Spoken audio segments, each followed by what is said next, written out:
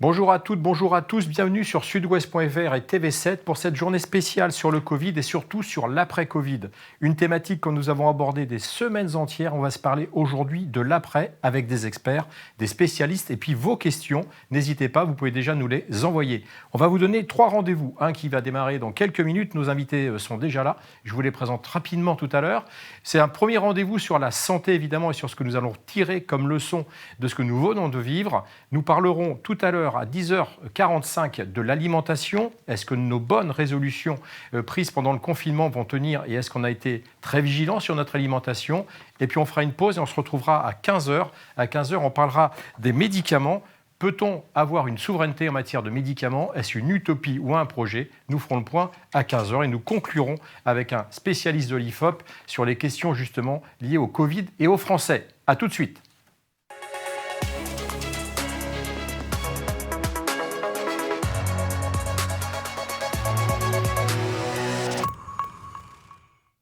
Bonjour, bienvenue pour cette première conférence de cette journée spéciale Covid avec TV7 et Sud-Ouest. Le Covid a-t-il été un remède pour notre système de santé? C'est une question qu'on va se poser. On a 2 experts sur le plateau qu'on va avoir tout à l'heure. Et puis je voudrais signaler et tout de suite saluer Ginette Poupard qui est en direct avec nous. Bonjour, vous représentez France Assos Santé Nouvelle-Aquitaine. Est-ce que vous nous entendez, Madame Poupard? Je vous entends mal, monsieur Stéphane. Bon, alors, on va essayer de régler ça, Ginette Poupard, et on vous retrouve tout à l'heure, dès que j'aurai présenté nos 2 invités plateau. Je voudrais aussi saluer Denis Malvy, le professeur Malvy, qui aurait dû être sur ce plateau, qui est resté pour l'instant à Paris, et qui ne nous rejoindra pas, mais qui nous rejoindra par téléphone. Denis Malvy, faut-il le rappeler, monsieur Lafourcade, qui a été le médecin qui a soigné le premier malade du Covid en France, peut-être en Europe, on aura peut-être ce débat tout à l'heure.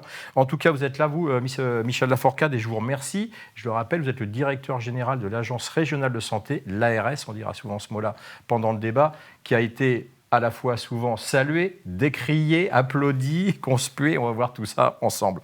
Jean-Louis Jaillat, on vous reçoit souvent ici, président de la Mutualité française Nouvelle-Aquitaine. Vous êtes aussi un important partenaire du système de santé en France. Ça va nous permettre de faire le point. Est-ce que vous vous rappelez, monsieur Lafourcade, de la date du 23 janvier ? Je m'en souviens absolument. Ça a été effectivement le premier cas de Covid, quasiment en même temps qu'avec les Parisiens, l'Île-de-France. Premier cas en France et même en Europe. Donc le virus est bien entré par notre pays. Justement, M. Lafourcade, comment on peut, avec le recul qu'on a aujourd'hui, je le rappelle, cette thématique, c'est vraiment l'après-Covid. On ne va pas refaire l'histoire, c'est plutôt quelles leçons on peut en tirer. Premier cas en Europe et en France, ici, dans cette région Nouvelle-Aquitaine. Et paradoxalement, et en même temps, heureusement, cette région est restée relativement épargnée par la maladie. Comment on peut l'expliquer ? Eh bien, écoutez, bon, je crois que les événements et la chronologie que vous avez rappelés sont des facteurs d'explication. Nous avons eu certes le premier cas en Europe, remarquablement soigné par les services du CHU et le professeur Malvy en particulier. Et ensuite s'est écoulé un petit laps de temps pendant lequel nous avons eu la chance de ne pas avoir de gros clusters, comme d'autres ont pu en avoir à Mulhouse, à partir de cette communauté évangéliste qui a ensuite essaimé dans toute la France. Je rebondis sur le mot chance. Est-ce qu'on en est vraiment là? Et ça veut dire qu'on est tributaire de cela, ou est-ce qu'il y a quand même des raisons un peu plus matérielles? Alors, pour être un peu moins modeste, je dirais aussi que cette chance nous a permis d'activer des méthodes, en particulier des méthodes de traitement de tous les clusters, c'est-à-dire à partir de 3 cas, du plus petit cluster au plus important. Ça nous a permis de développer des méthodes que d'autres n'ont pas pu développer parce qu'ils étaient assaillis dans l'urgence par un nombre beaucoup plus significatif de cas.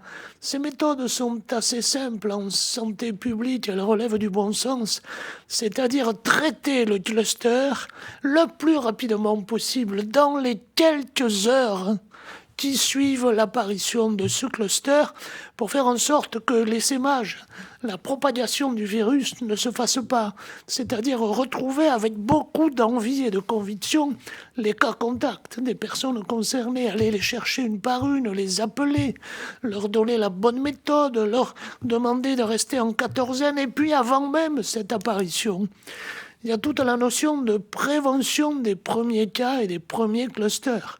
En santé publique, on en reparlera peut-être, la prévention reste quand même une valeur sûre. Prenons l'exemple des EHPAD. Nous avons fait en sorte que la prévention du premier cas prenne des formes concrètes. C'est-à-dire, nous sommes allés dans chaque EHPAD, 898, pour expliquer quels étaient les gestes barrières indispensables. Chaque fois qu'il le fallait, dans plusieurs centaines d'EHPAD, nous avons monté un sas d'entrée, un barnum, une toile de tente avec l'aide des pompiers. On va reparler des pompiers, parce qu'ils ne sont pas tendres aujourd'hui avec les ARS. Avec l'aide de la protection civile, avec l'aide des collectivités locales. Donc avec une marche en avant, un endroit où on entrait, un endroit où on sortait, un pédiluve quand il en avait besoin, un ange gardien qui, à toute personne qui entrait, qui la plupart du temps était un soignant, rappelait les bonnes méthodes pendant toute la journée de travail, s'assurer que le vestiaire se trouvait tout près de cette toile de tente, bref, la prévention par la promotion des gestes efficaces. Alors, on veut y revenir. On parlera des pompiers tout à l'heure, parce qu'il y a un rapport qui est sorti de la part de la direction des pompiers qui est franchement dur pour les ARS. Jean-Louis Jaillet, on vient d'entendre le mot prévention. C'est quelque chose qui forcément parle à la mutualité et à vous, Président. Est-ce que vous rejoignez le directeur de l'ARS sur ce travail qui aurait pu être fait en prévention, ou est-ce que vous dites on a eu de la chance, point? Comment vous analysez ? Non, je ne peux être que d'accord. Vous savez, la prévention, c'est un sujet qui nous anime depuis bien des années et qui est finalement au cœur de notre action. Et si on commence à regarder au-delà de la crise, on ne peut se dire qu'il faut faire un effort pour accentuer sur la prévention. Justement, concrètement, Mutualité française, souvent c'est prévention. Qu'est-ce que vous faites avant même qu'il y ait le Covid et qu'est-ce que vous allez en tirer comme leçon maintenant pour qu'on développe cette prévention ? Je crois que la prévention ne représente aujourd'hui moins de 2% des dépenses de santé. À l'évidence, c'est insuffisant. On sait vraiment aujourd'hui que, par exemple, les personnes décédées, à 86% souffraient de comorbidité. Et souvent, il s'agissait de maladies chroniques et de maladies sur lesquelles la prévention a un impact tout à fait important. Et je crois que c'est vraiment cette leçon qu'on peut en tirer, parce qu'on a ce ratio s'agissant des personnes décédées, mais on peut en déduire en creux que les personnes qui ont été touchées mais qui en sont sorties auraient pu s'en sortir de manière beaucoup plus légère, sans passer par des phases aussi douloureuses que celles où elles sont passées. Et je crois que c'est quelque chose de tout à fait important. Alors, pour répondre à votre question, oui, la mutualité, elle est impliquée en prévention, notamment sur la prévention des maladies chroniques. Je crois que c'est ce qui est au cœur. 2 ou 3 pour nos... Oui, alors par exemple, des exemples très concrets, des actions ont été menées, par exemple, par la mutuelle de la police, où on a fait des tests auprès des personnels, de glycémie, prise de tension artérielle, vous voyez, pour essayer de dépister. Mais c'est toujours la même logique, essayer d'agir le plus en amont possible. Et la bonne prévention, c'est celle qui consiste à travailler en amont, ce qu'on appelle la prévention primaire, qui consiste à agir finalement avant que l'on soit malade. Et je crois que ça, c'est une leçon qu'il nous faut tirer de cet épisode, parce que, comme l'a dit le directeur général à l'instant, la prévention, agir en amont, c'est ce que l'on peut faire de mieux. Michel Lafourcade, ça veut dire, puisqu'on vient de parler de statistiques, que ce que vous faites le reste de l'année en matière de prévention, on s'était retrouvé ici sur des thématiques, j'aimerais dire, très connues comme le tabagisme. Ça veut dire que même, et surtout pour le Covid, on a les mêmes raisons dans les causes de mortalité qui font que ça accélère la mortalité face au Covid ? Nous avons absolument les mêmes causes et les mêmes raisons de vanter les mérites de la prévention et d'avoir la volonté d'axer beaucoup plus notre système de santé vers la prévention. Prévention et solidarité sont pour moi les grandes leçons de ce Covid. On s'aperçoit que ce sont les personnes les plus pauvres, employons les mots qui sont adaptés, qui ont été les plus grandes victimes de cet épisode de Covid. Les plus grandes victimes à plusieurs égards. D'abord, en termes de contamination. Les gens qui vivaient dans des appartements très réduits, très petits, qui étaient au travail un peu dans les mêmes situations, ont été beaucoup plus contaminés que d'autres. Ce qu'on observe aussi, c'est que, étaient surreprésentées dans des proportions de 2 ou 3 fois plus les personnes qui effectivement avaient ces maladies chroniques qu'on appelle des maladies de l'environnement et des maladies des pratiques au quotidien qui s'appellent le diabète, qui s'appelle l'insuffisance respiratoire, qui s'appelle l'insuffisance cardiaque, qui s'appelle l'obésité. Les personnes obèses ont été terriblement sacrifiées. Je vous interromps 2 secondes parce qu'on va voir Denis Malvy qui nous entend et qui va pouvoir répondre à des questions. Et je le répète, il est vraiment désolé, il est à Paris pour raison professionnelle. Denis Malvy, est-ce que vous nous entendez, professeur ? Oui, tout à fait. Bonjour Denis Malvy, on était en train de parler des causes qui avaient pu faire qu'il y a eu beaucoup de mortalité avec cette maladie du Covid et on parlait de prévention. Est-ce que vous nous confirmez que pour les malades que vous avez pu voir, ils avaient souvent des symptômes autres que le Covid qui étaient des facteurs aggravants ? Oui, tout à fait. Je m'inscris dans cette expérience. Les comorbidités ont été très impactantes dans la survenue des formes graves et sévères et réanimatoires et critiques. En premier, une comorbidité qui est physiologique, qui n'est pas pathologique en tant que telle, qui est celle du grand âge. Et sur laquelle je rajouterai un autre élément qui est peut-être pour le coup, une comorbidité d'ordre social, si on peut en prendre l'expression. On vient d'en parler, tout à fait. L'âge, le grand âge, mais en plus la personne isolée. On a parlé des EHPAD, c'est vrai que l'aspect communautaire de proximité était quelque chose qui, dans certaines régions, a été difficile à gérer. La Nouvelle-Aquitaine s'en est tirée plutôt bien à cet endroit. On a été beaucoup moins impacté, peut-être parce qu'on s'était très en amont préparé, qu'il y avait des réseaux ville-hôpital sur les EHPAD qui étaient mobilisables, déployables pour faire du diagnostic précoce, pour faire de la formation, que les mesures barrières, les gestes barrières ont pu être déployés parce qu'on s'était, au niveau de la prévention de la grippe qui était concomitante, assez préparée aussi. Mais la personne âgée isolée, cette fois-ci, isolée dans un appartement seul, avec un voisinage inexistant, une famille qui était clairsemée, un entourage personnel qui n'était plus là, était vraiment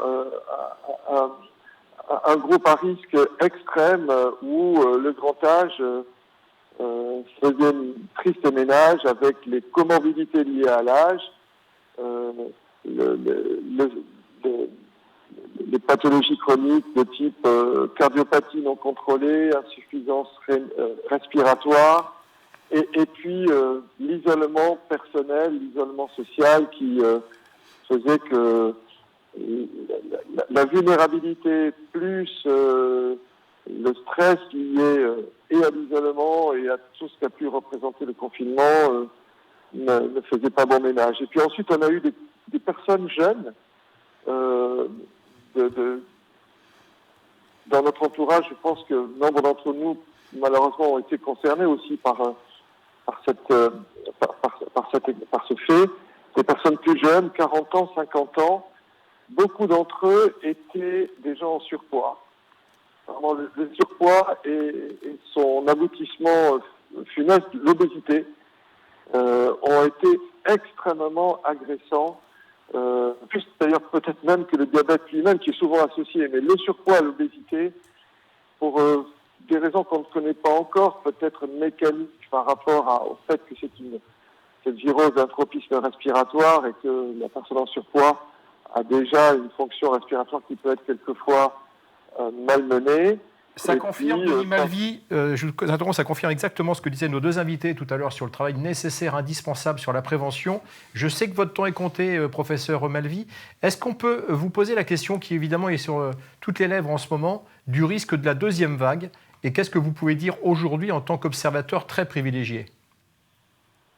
Bien, avec le déconfinement auquel nous avons consenti, et il fallait, parce que on ne peut pas imposer trop longtemps à un espace sociétal, l'arrêt de sa vie. Donc il faut, à un moment donné, lorsque le plateau est contrôlé, que le plateau d'une vague épidémique est en passe d'être contrôlé grâce au confinement. Et quelle que soit la région au niveau de la métropole, le confinement a apporté un bénéfice avéré, qualifié, factuel, mesuré.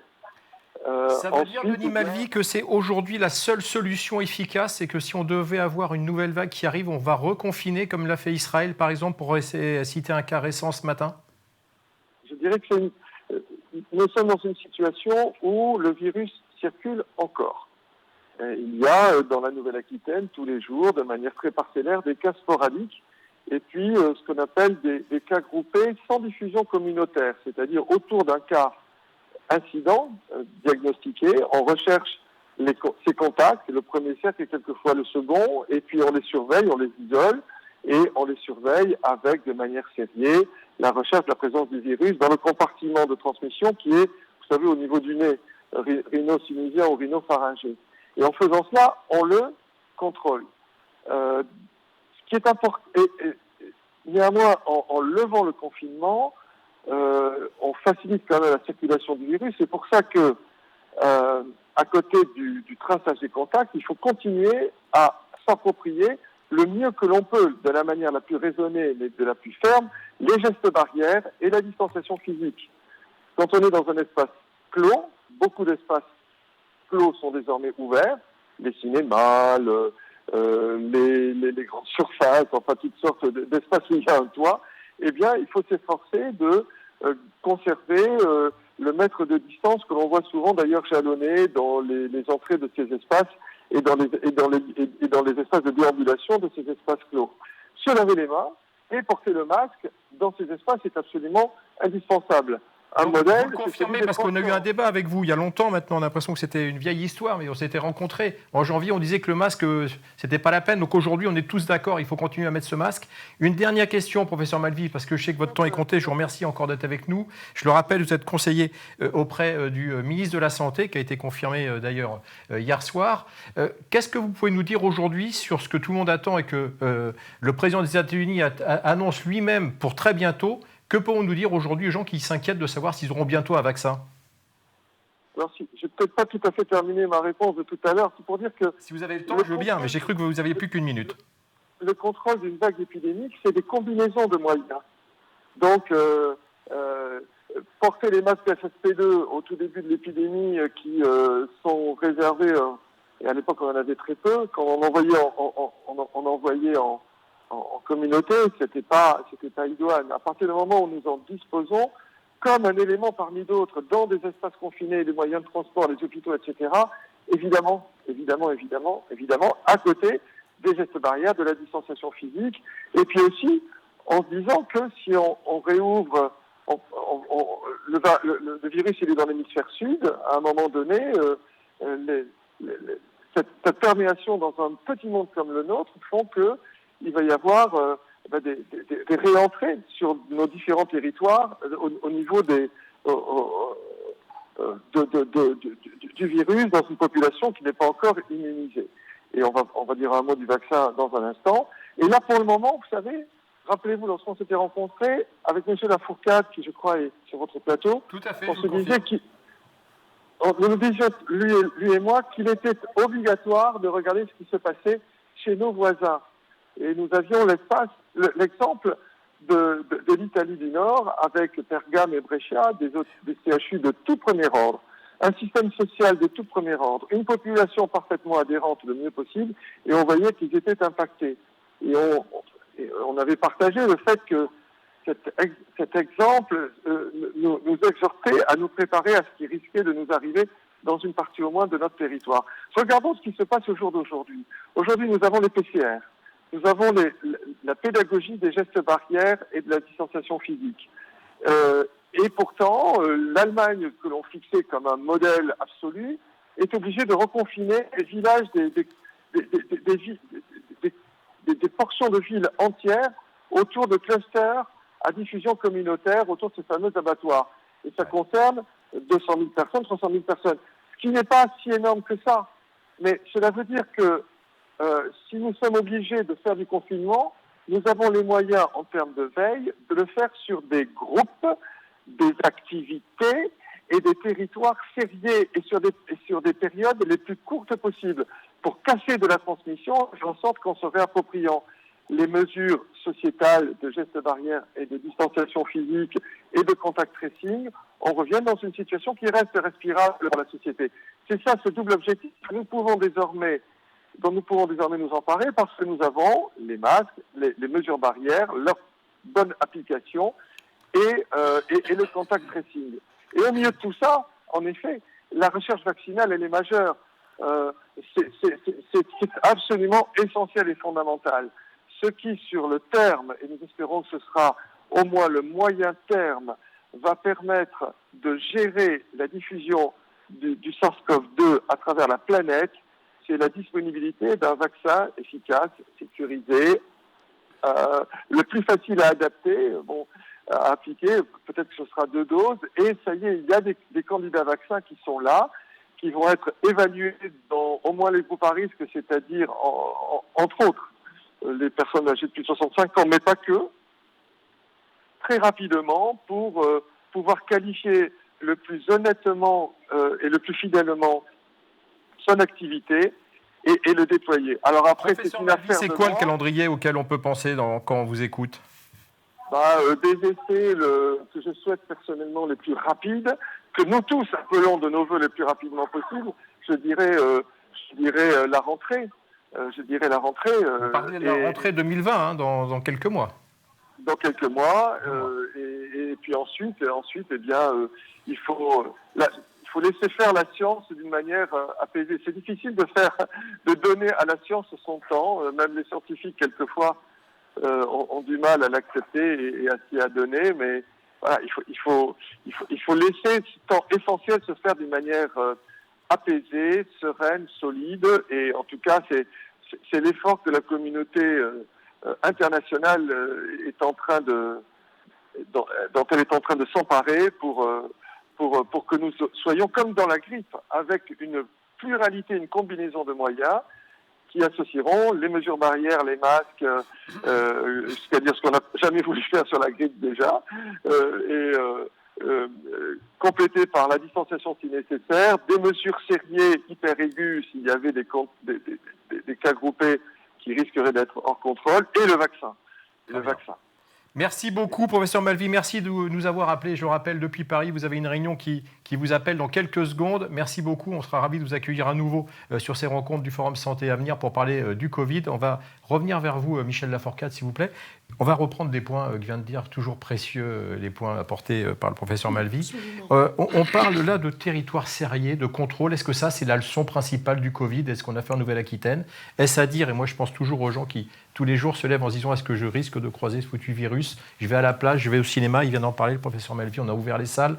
J'entendais ce matin que la nouvelle ministre de la Culture, Mme Bachelot, est interpellée par les professionnels du spectacle pour qu'on rouvre aussi en grand les salles de concert. Est-ce que c'est ça la solution numéro 1? C'est de repérer où ils sont et de les isoler? Écoutez, c'est effectivement une des grandes leçons de cette crise que nous avons connue, et c'est peut-être cette première étape de crise que nous avons connue. Et on est incapable à ce jour d'anticiper l'endroit où les cas vont apparaître, de manière individuelle ou de manière collective. On a bien quelques idées, mais on est incapable d'anticiper précisément cet avènement de tel ou tel cas. Ça veut donc dire que ce qui est en jeu, c'est notre capacité de réactivité, à serrer les premiers cas. Prenons l'exemple de ce que nous avons connu aux alentours du mois de mars, effectivement.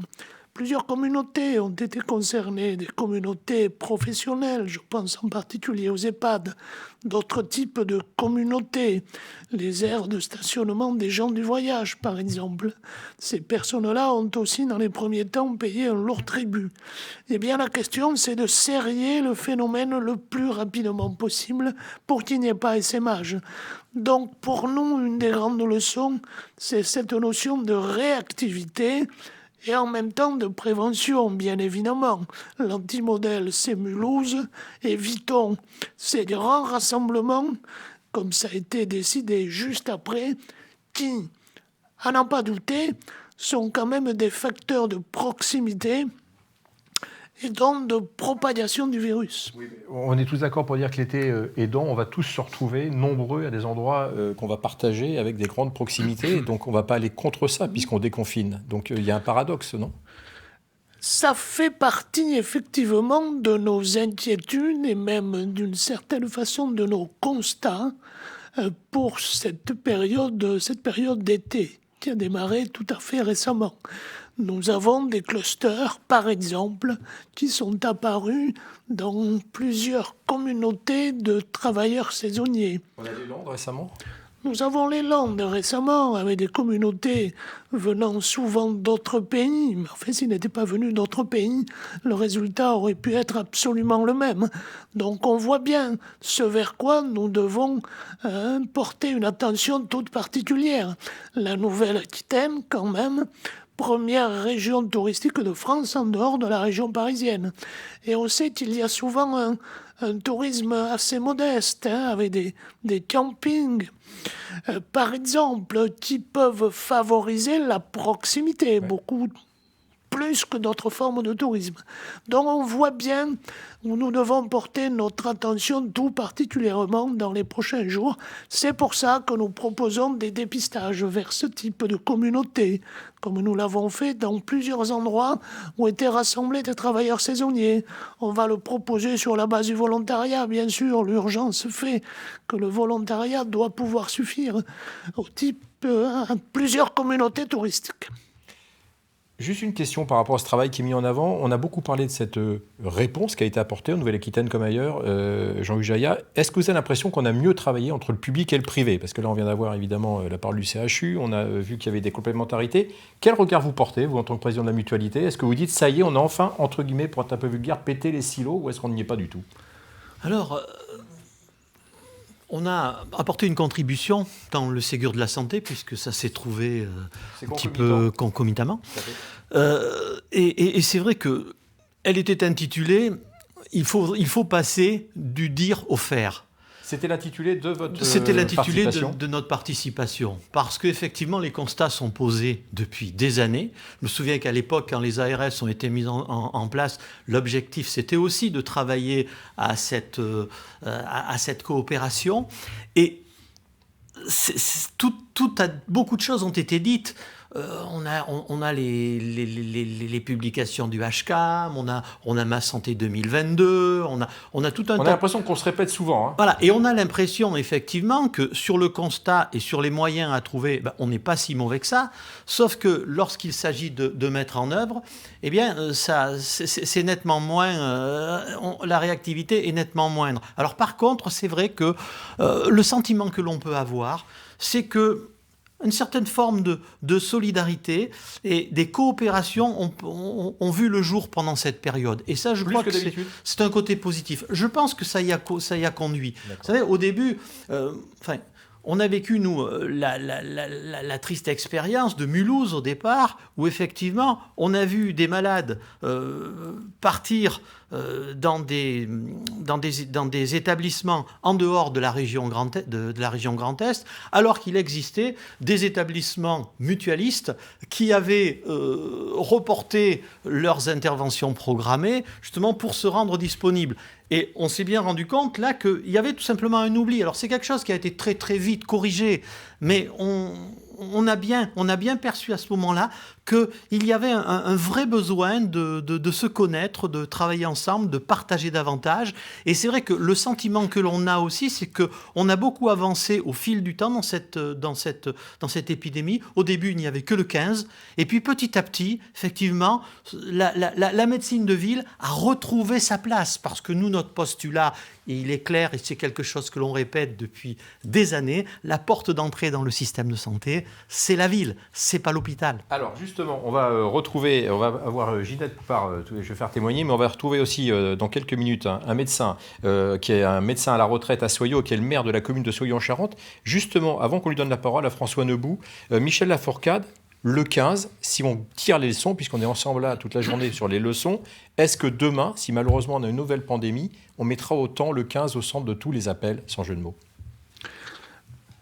Peut-être pas, c'est une de leçons que l'on devra retenir. Je rappelle quand même qu'au tout début, le mot d'ordre, c'était surtout, n'allez pas au 15, allez chez votre médecin traitant.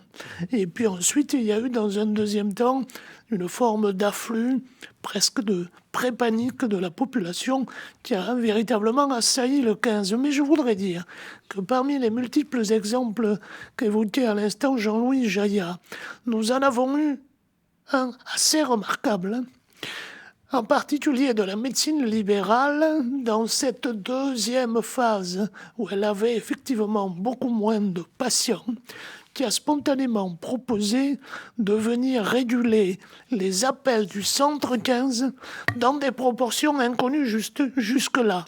Nous avons toujours eu des médecins libéraux qui viennent la nuit, le soir, réguler les appels du centre 15. Là, nous avons eu un afflux massif qui a été absolument déterminant pour précisément ne pas laisser de côté un appel qui peut être un appel absolument vital, en tout cas dont la réponse peut être vitale. Aussi, il fallait venir aider.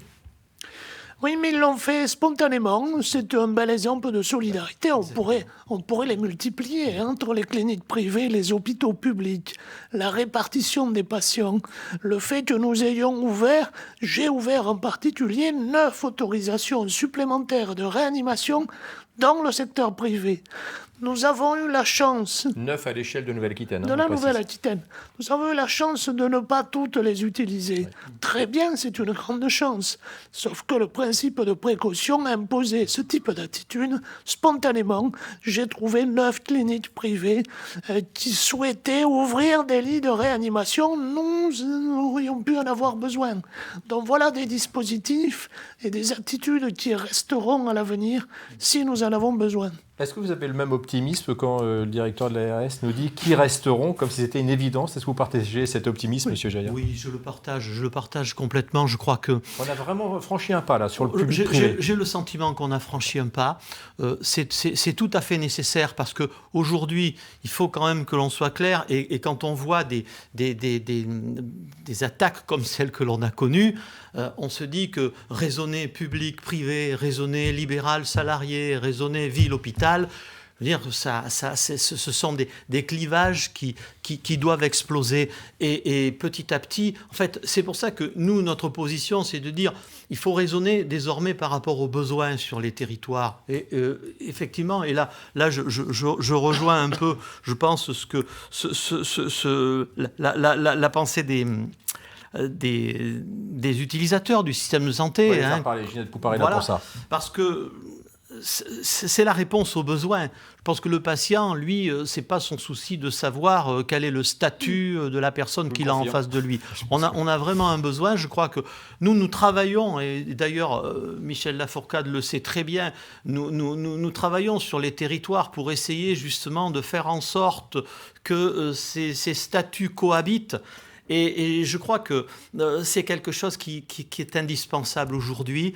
Et j'ai le sentiment, je partage complètement que quand on mesure l'évolution sur ces 2 mois de crise, parce que ça a été une évolution assez rapide entre le début et les jours que nous vivons aujourd'hui, j'ai l'impression que quelque chose s'est passé et que peut-être qu'on a la possibilité d'envisager les choses autrement. Alors, Ginette Poupart, est-ce que vous représentez les patients avec cette association nationale et que vous représentez en Nouvelle-Aquitaine? Bonjour Madame Poupart, est-ce que vous partagez cette vision de nos 2 invités pour dire que le public et le privé ont peut-être trouvé le chemin de la raison, travaillons mieux ensemble pendant cette période, ou est-ce que vous restez dubitative? Non, je pense qu'effectivement, abattre les barrières, abattre les méfiances réciproques, ça va être certainement une leçon de la période que nous venons de vivre. Moi, je voudrais, en tant qu'utilisatrice, qu'usagère, que aussi citoyenne, insister sur quelques points. Allez-y. Les situations dans les territoires, dans les campagnes profondes, ont vu un formidable élan de bénévolat et de solidarité. Et c'est les associations, les organismes de proximité tels que les CCAS, les CIAS, les organisations municipales, les associations de malades, les associations de personnes âgées, qui ont vu dans des conditions parfois difficiles, mais ont développé effectivement ces actions de proximité de bénévolat. Que vous saluez, on est bien d'accord. Vous êtes en train de nous dire que c'était une bonne chose. Ah, tout à fait. J'ai quand même une question à vous poser par rapport à ça. C'est un peu comme les médecins mobilisés au SAMU. Est-ce que toutes ces bonnes volontés ne sont pas mobilisées pour justement répondre à une carence? Ou est-ce que c'est normal qu'on fasse comme ça? Il faut dire que sur les territoires, sur les infraterritoires, sont en train de se développer de la volonté de l'ARS, des organisations de proximité, effectivement, qui s'appuient aussi sur les associations d'usagers, mais aussi sur les organisations locales, telles que contrats locaux de santé, dispositifs d'appui et de coordination, qui effectivement peuvent prendre le relais et accompagner, j'allais dire, les citoyens, tous les citoyens, dans ces démarches. On est d'accord, Madame Poupart, mais tout ça existait avant. En quoi vous pensez que le Covid, puisque c'est notre thématique ce matin, a droppé et a fait du bien à ces organisations pour peut-être mieux les faire travailler ensemble, c'est ça? Oui, a fait du bien, mais aussi en a démontré la nécessité, afin que nous cessions de raisonner en ce que j'appelle en silo, c'est-à-dire d'un côté les médecins, d'un côté les professionnels du domicile, d'un autre côté les établissements, de notre côté les EHPAD, de notre côté, etc., les actions associatives, alors que on a bien vu dans cette situation qu'on devait accentuer, bien réorganiser tous ces acteurs afin qu'ils s'appuient les uns sur les autres pour définir d'abord des politiques, effectivement, enfin des actions de santé publique, et aussi travailler ensemble et être complémentaires. Et une question avant de vous retrouver tout à l'heure, Mme Poupart. Qui c'est qui, à votre avis, fait cette coordination de tous ces acteurs? Alors, de qui on a besoin, puisqu'on est là pour tirer les leçons? Alors, se mettre en place dans les politiques de santé publique, effectivement, et sous l'égide, bien sûr, de l'ARS, qui en est le grand organisateur, les contrats locaux de santé avec les élus, avec les associations, avec tous les locaux sur les terrains, se mettre en place aussi, et c'est une très grande nécessité, ce que nous appelons les dispositifs d'appui et de coordination et les plateformes territoriales d'appui qui permettent effectivement aux acteurs, aux bénévoles, aux élus de se retrouver sur un projet de territoire. Très bien, Ginette Lafourcade. On va vous retrouver, Ginette Poupart. Je vais faire réagir M. Lafourcade. Est-ce que ça veut dire aujourd'hui, Michel Lafourcade, que ces outils qu'on avait devant nous, et que vous connaissez très bien, avaient besoin justement, alors c'est horrible à dire, d'une crise pour mieux se rendre compte qu'ils étaient indispensables les uns aux autres et qu'on puisse faire des maillons forts et plus des maillons faibles? Est-ce qu'on peut tirer une leçon positive de ce drame? J'espère, et j'irai même jusqu'à croire, que ces outils qui existent depuis maintenant 7 ou 8 ans, pour la plupart d'entre eux, avaient sous les yeux la preuve vivante de leur intérêt, notamment par toutes les actions qu'ils menaient et par tous les résultats qu'ils obtenaient avant même d'avoir cette preuve encore plus évidente lors du Covid. Donc je suis très sensible à ce que vient de dire Madame Poupart. Ce sont des outils de proximité qui sont faits non pas pour rassembler des gens pour le plaisir de les rassembler, mais qui sont faits pour faire des propositions et résoudre des problèmes concrets. Elle a cité 2 exemples qui sont, à mon avis, les plus emblématiques. Les contrats locaux de santé. Oui. Nous avons plus de 60% du territoire quand même assez vaste de la Nouvelle-Aquitaine qui est concernés à l'heure actuelle par des contrats locaux de santé. J'en ai fait une politique avec tous les gens qui m'aident, et quelques-uns sont dans ce studio. J'en ai fait une politique prioritaire pour rassembler des gens sur un territoire. Tous ceux qui ont vocation à participer directement ou indirectement à la santé, ils sont nombreux. Ça s'appelle les élus. Ça s'appelle la mutualité, ça s'appelle la CEPAM, ça s'appelle les médecins, ça s'appelle surtout les représentants des usagers. Pour se dire en tant que gens de bonne volonté, qu'est-ce qu'on propose et qu'est-ce qu'on fait sur le territoire? Comment on développe le sport adapté?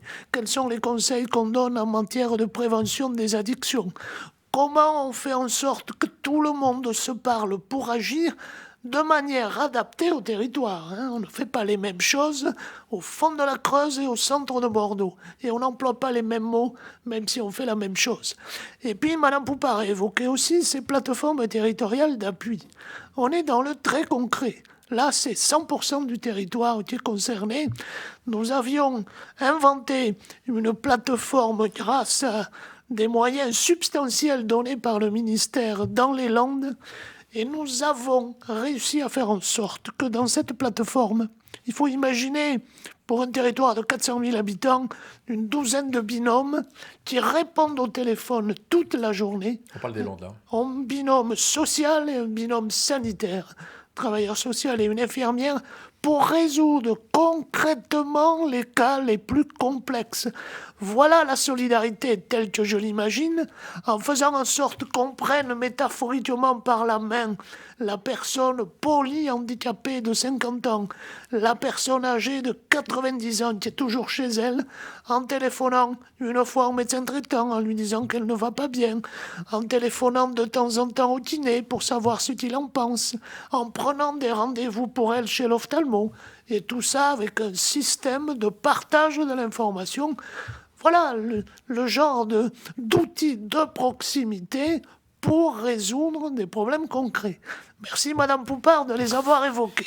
C'était pas fait exprès, on ne va pas dire que c'était pas téléphoné parce que vous êtes en visio. Jean-Louis Jaya, est-ce que vous êtes aujourd'hui à partager cette conclusion sur ces acteurs qui ont réussi à travailler ensemble? Et est-ce que vous vous dites enfin? Tout à fait. Je crois que, alors on n'est pas au bout du chemin, loin s'en faut, parce qu'on verra plus avant qu'il y a encore des résistances. Mais je crois qu'on a fait un pas. Avec voilà, l'élu de Soyaux. Là. On a fait un pas dans cette nécessité de partager au niveau de l'ensemble des citoyens, je dirais, une culture de santé publique. Ça me paraît quelque chose d'important.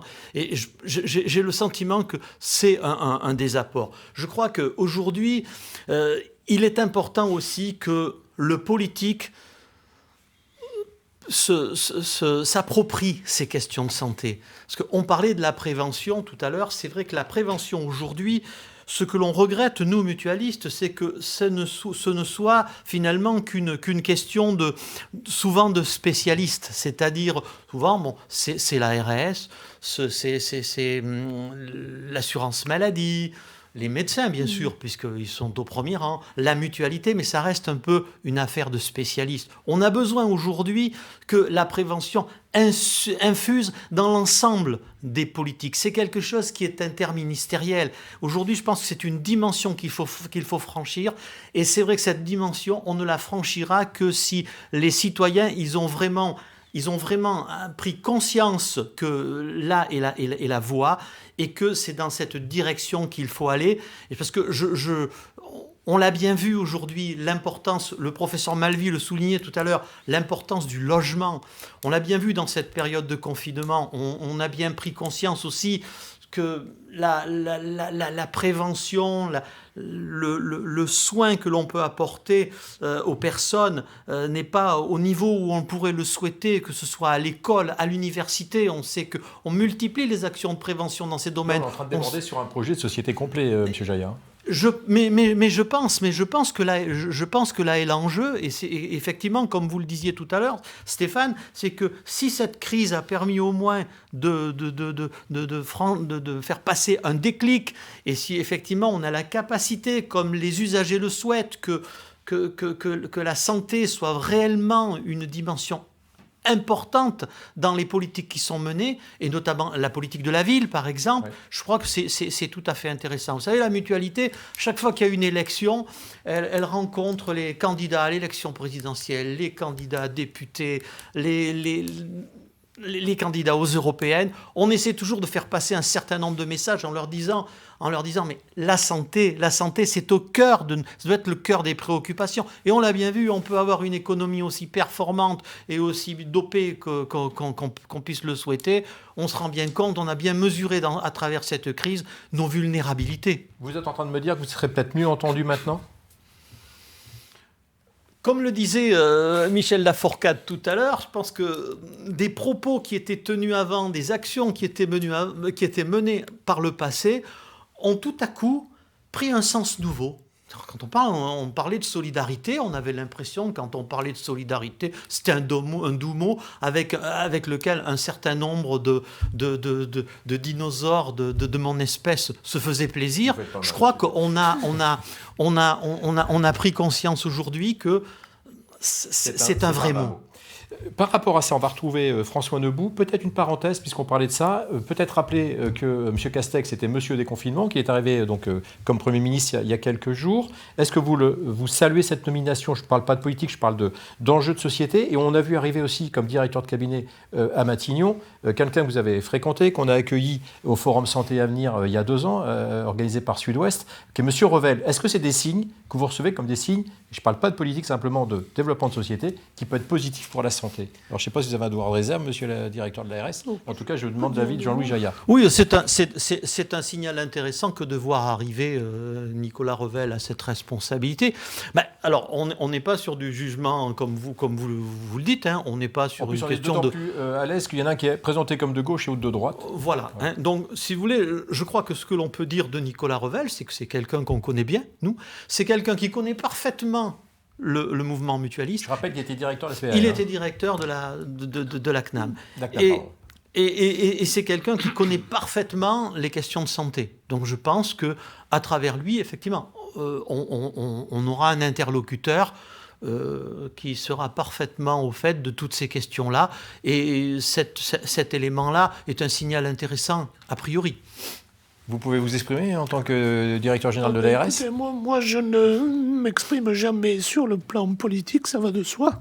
Mais puisque vous m'y invitez, je vous parlerai d'un homme. Je vous parlerai de Jean Castex. Il se trouve nous avons été collègues, puisque Jean Castex, sortant de l'ENA et de la Cour des comptes, a souhaité devenir directeur départemental de DAS. J'étais dans les Landes, il était dans le Var. C'était un geste, quand même, peu d'énarques sortant dans la botte et en l'espèce, allant à la Cour des comptes, souhaite avoir ce premier type d'emploi. Il a ensuite fait quasiment toute sa carrière en rapport avec le monde de la santé, directeur de l'offre de soins au ministère, directeur de cabinet de plusieurs ministres de la Santé, dont je peux simplement attester que c'est un homme qui connaît remarquablement ce secteur-là, et qui a des idées claires sur ce secteur. Ginette Poupart, par rapport à ce qu'on vient d'entendre, là, sur ces gens qui prennent des responsabilités, les plus hautes fonctions en ce moment au niveau de l'État, est-ce que ça rassure les représentants de patients que vous êtes ? Vous pouvez dire ce que vous voulez, Ginette Poupart. Ça installe et développe leur vigilance. Ah, effectivement. C'est prudent. Leur vigilance et leur attention.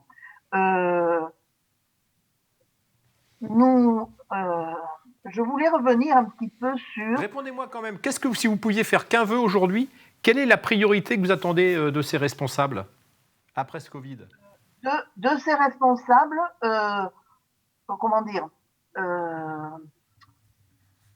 recomposer le paysage de santé et donner sa pleine évidence au territoire, que nous cessions d'avoir une politique de santé qui va d'en haut en bas, mais que nous conjuguions le aller vers les citoyens avec le faire avec les citoyens. Vous allez vous entendre avec Jean-Louis Jaillat, là. Car c'est ainsi que nous recueillerons l'adhésion des citoyens, parce que soit développée effectivement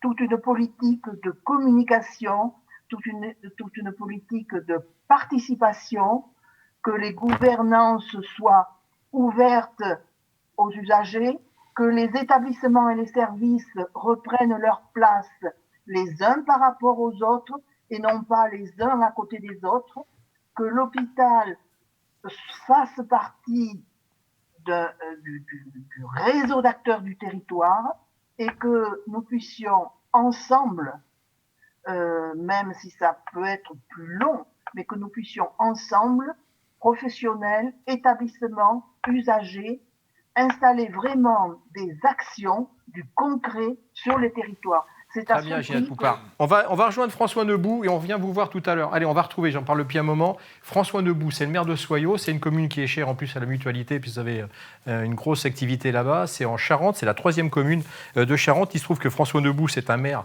qui était médecin encore jusqu'en décembre dernier, et il se trouve aussi qu'il a été victime du Covid pendant cette crise. Donc ça nous faisait 3 bonnes raisons de le rencontrer, d'autant, et vous le savez très bien, monsieur le directeur de l'ARS, qui vient d'ouvrir une maison de santé qui cartonne, comme on dit vulgairement. Il va nous raconter ça. François Nebout, c'est à vous tout de suite. Médecin moi-même, je l'ai dit, je voyais mal laisser Soyaux 10 000 habitants sans médecin. Donc on a décidé de salarier des médecins en début d'année 2019. On a travaillé avec l'ARS, avec la CPAM, avec le Conseil de l'Ordre. On a bien travaillé pour essayer d'ouvrir ce centre de santé municipal.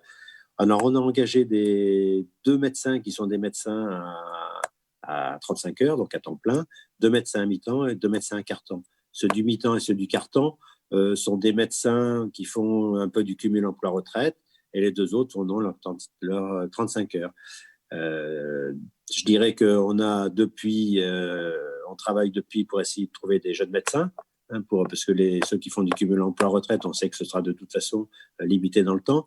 Donc actuellement, on a une médecin qui vient de la région parisienne qui va arriver en 1er septembre, qui va commencer à travailler au 1er septembre. Donc il sera en plus de l'effectif actuel, hein. Il sera en plus des effectifs actuels. Voilà. Donc actuellement, on a 3 équivalents et demi temps plein à peu près avec les mi-temps et les quart-temps. Donc on en aura cette jeune médecin travaillera donc avec nous, donc sera salariée. Elle est en plus maître de stage, donc pourra former des internes, ce qui pourront à terme prendre un petit peu la relève de nos 3-4 médecins qui font actuellement du cumul emploi-retraite. Alors, voilà. François Nebout, on l'a dit tout à l'heure, vous étiez médecin vous-même. Il se trouve que vous avez été aussi touché par le Covid. Quel regard vous avez sur le travail qu'ont dû faire vos anciens collègues généralistes ? Est-ce que vous avez l'impression qu'on les a, entre guillemets, sous-utilisés pendant cette crise du Covid ? Disons que je ne dirais pas sous-utilisé. Il faut savoir quand même que les médecins ont joué quand même un rôle extrêmement important d'abord de diagnostic, de gestion des patients, gestion aussi de leur santé eux-mêmes, parce que quand on est dans un cabinet généraliste, il a fallu gérer les secrétaires, les protéger. Il n'y avait pas de masque, il n'y avait pas de surblouse, on n'avait pas de test, tout ce que tout le monde sait par cœur. Donc, rôle difficile. Rôle avec les patients, parce que quand on entend et que c'est une maladie grave, mais qu'il n'y a pas de traitement, que si on est en train de mourir ou d'étouffer, il faut appeler le 15, ça ne rassure pas les patients. Vous l'avez entendu vous-même. Voilà, c'est un peu ce que j'ai entendu moi-même. Moi, j'ai été testé, mais mon épouse, qui a eu les signes du Covid, n'a pas été testée. Simplement, les réponses, si vous étouffez, on appelle le 15. En tant que médecin moi-même, j'avoue que c'est pas quelque chose qui me satisfait pleinement. On sait qu'un médecin, il est là pour essayer de soigner les patients, de les soigner aussi bien la maladie, je dirais, que l'angoisse qui est générée par la maladie. Très bien. On vous souhaite évidemment pleine réussite avec cette maison de santé. Merci de ce témoignage. François Nebout, à bientôt. Merci beaucoup. Un enregistrement, vous l'avez vu, qui a été réalisé avant ce débat et hier, après la réélection d'ailleurs du maire de Soyaux, qui est François Nebout. Vous écoutiez attentivement, M. Laforcade, ce ex-médecin et toujours élu, je viens de le dire, réélu maire, témoigner. Là, on est revenu dans ce débat avec le 15. Qu'est-ce que vous répondez aujourd'hui ? On sera quand même plus présent avec les médecins de ville demain et de campagne. D'ailleurs, on dit toujours... En tout cas, ils seront plus dans le travail qu'on leur confiera sur une nouvelle pandémie ou sur une deuxième vague, si malheureusement on la rencontre. C'est un vrai débat, Ils l'ont été, je le rappelle, en première intention et les premières semaines, c'est eux qui étaient vraiment aux manettes. Ensuite, lorsque les choses se sont compliquées et qu'il y avait des risques, notamment d'hospitalisation, très souvent, le 15 a eu tendance à prendre le relais. Pour rappeler d'ailleurs que des médecins généralistes sont décédés du Covid. Absolument. C'est un vrai débat et je pense là aussi qu'il faut bien mesurer, pas du tout par esprit de consensus pour le consensus en lui-même, mais que nous avons fondamentalement besoin de tout le monde. Nous avons besoin de médecins généralistes qui sont vraiment les sentinelles. On l'a bien vu en matière de coronavirus, mais on le sait au quotidien, ils sont au front. Ce sont les premiers qui croisent les patients, et ce sont vraiment nos vrais sentinelles du système de santé. Nous avons besoin d'eux au titre de la permanence des soins qu'ils organisent sur les territoires. Parfois, dans certains territoires, remarquablement, un peu moins dans d'autres, nous avons besoin d'eux comme accompagnateurs de ces malades au long cours. Je rappelle 15 ou 16 millions de maladies chroniques dans notre pays. Et nous devons nous en souvenir, nous avons aussi besoin du centre 15.